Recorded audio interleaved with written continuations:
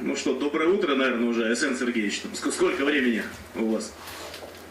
Доброе утро, Дмитрий Анатольевич. На самом деле оно у нас уже утро, уже почти 4:30. У нас хорошее настроение, несмотря на то, что вчера была снежная, холодная погода, почти нулевая температура, даже минус на большей части территории Якутии. Явка у нас составила более 50% населения.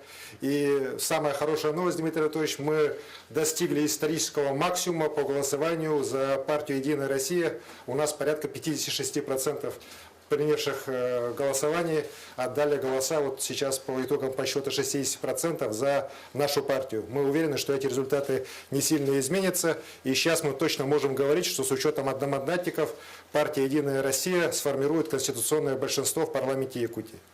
Ну, по высшему должностному лицу тоже подсчитывается, там результат еще лучше, так что все хорошо у нас. На самом деле, вы хорошие, приятные для нас новости тоже сообщаете. Действительно, то, что в результате подсчета голосов уже определяется абсолютное большинство партии «Единая Россия» в законодательном органе. Это само по себе уже дорогого стоит.